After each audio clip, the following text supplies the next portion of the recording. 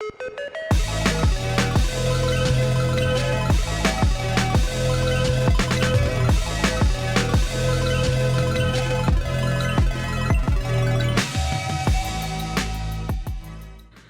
everybody, I'm Amira. I hope you all are having a great summer so far. A little quick update on my summer. So I have an internship in Fremont, so I'm still in Angola for the summer, which has been super fun. I was a little worried about it because I really like food, but I don't like to cook.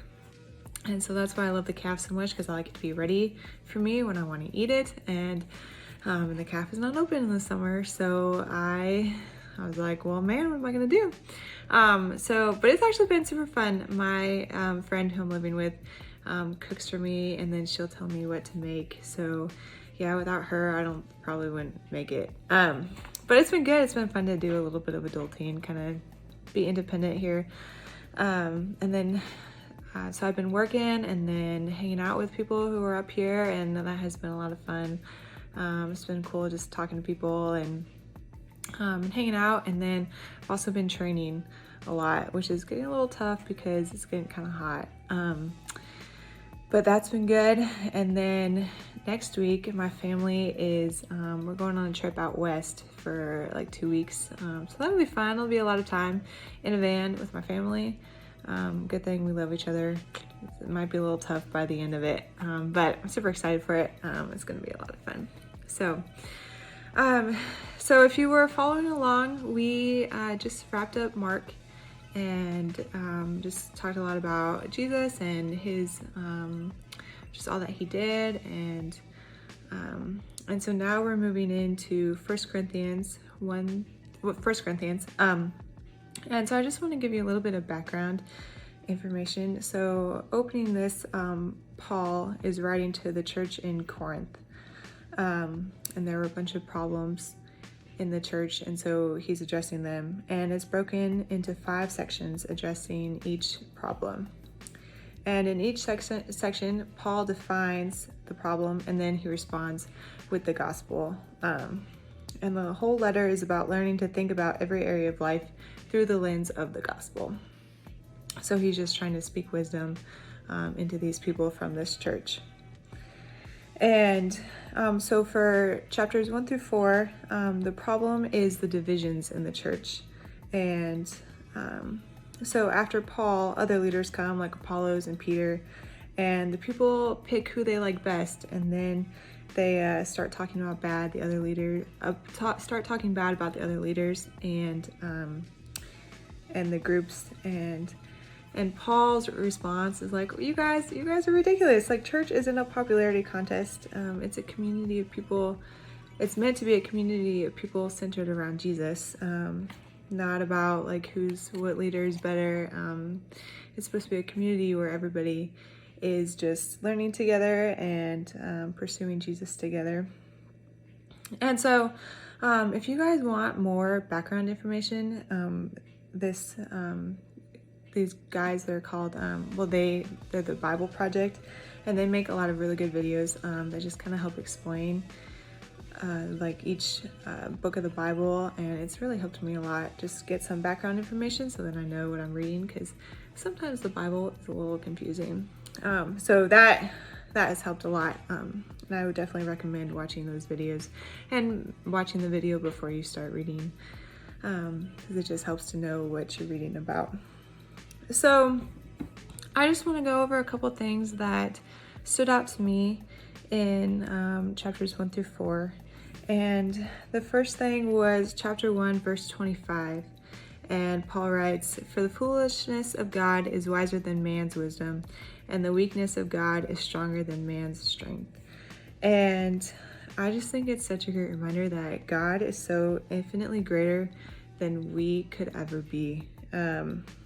And sometimes I forget how powerful he is, and that he could do more than all I could ask or imagine, because he's just so powerful and so great, and just so much higher than us. And I don't think about his power a lot, and so that was just a really great reminder. And then in chapter 2, it talks about the Holy Spirit, and he says that we have not received the spirit of the world, but the Spirit who is from God, that we may understand what God has freely given us. And then later on in chapter 3, talks about how we are God's temple and that the Spirit lives in us again. And the same thing, I sometimes forget about, I don't think a whole lot about the Holy Spirit, and I just think it's so cool that we are like God's temple for the Spirit, and like His Spirit is living in us, and that helps us understand God a little more, and then go out and talk to people about Him, and just really minister to others because we have the Spirit living in us. So I just think that's super cool. And then in chapter 3, he's talking about divisions, and he calls the people worldly.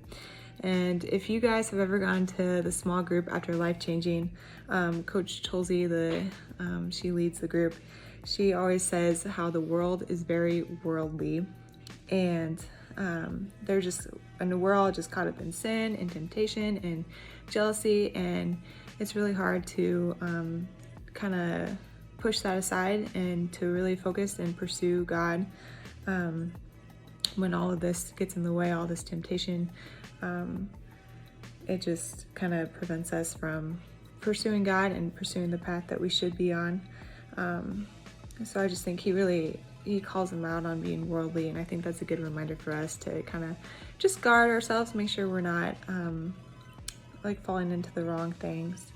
And we have to remember that we are servants of Christ, and we're living for Him and for what He has in store for us. And then further down, chapter 3, verse 6, talks about, or Paul says that I planted the seed, Apollos watered it, but God made it grow.